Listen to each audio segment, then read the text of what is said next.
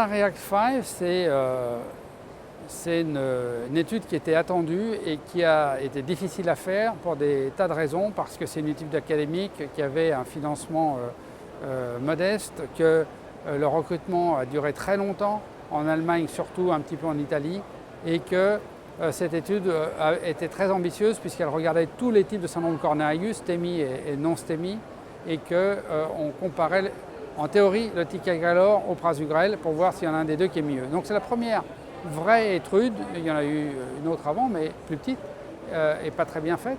Et là c'est la première vraie grosse étude qui compare deux médicaments de la même classe qui ne se sont jamais comparés entre eux et elle est faite par des académiques. L'hypothèse de départ, c'est que le ticagrelor va être supérieur au prasugrel, avec 13% d'événements dans le bras prasugrel, 10% dans le bras ticagrelor. Donc il y avait un a priori, je ne sais pas d'où vient l'a priori, mais c'était l'hypothèse de départ. Les investigateurs ont fait l'étude, mais dans le dessin de l'étude, il y a un certain nombre de choses qui différencient le ticagrelor et le prasugrel. Premièrement, il n'y a pas de pré-traitement avec le prasugrel, parce qu'on avait des données pour ne pas pré-traiter les patients, alors qu'il y a un pré-traitement avec le ticagrelor, parce que l'étude plateau avec le ticagrelor avait été faite avec du pré-traitement.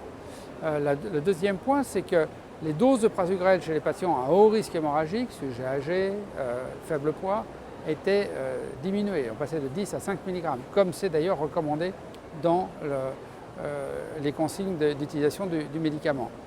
Ticagrelor, même dose. Donc il y a d'autres choses qui séparent les deux groupes de patients.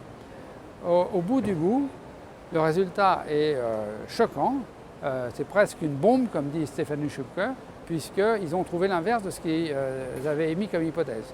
C'est le prasugrel qui fait mieux que le ticagrelor, et nettement mieux et significativement mieux pour prévenir un critère plutôt dur qui est décès, accident vasculaire cérébral et infarctus. Alors après, on essaie de regarder dans tout ça s'il y a des explications. Et avec la seule publication et présentation qu'on a là, pour l'instant c'est un peu dur. On a l'impression qu'il y a un petit peu des petites différences d'adhérence, mais elles ne sont pas énormes entre ticagrelor et prasugrel. Ticagrelor a peut-être plus d'effets secondaires, la dyspnée en particulier, mais ça n'explique pas tout. Il y a le pré-traitement qui sûrement a joué, parce que le groupe de non-STEMI, c'est le plus gros groupe de l'étude et manifestement il y a une grosse asymétrie là.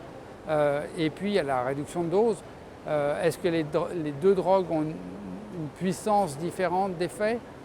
On a eu des phases 2 qui semblaient dire que non, a priori.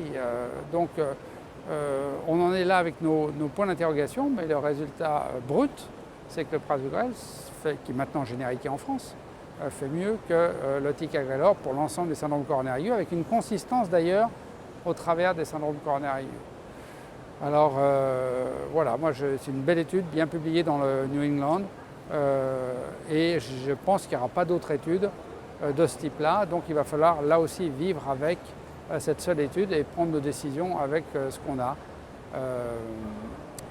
Mais c'est un peu un chamboulement des modes de pensée actuels.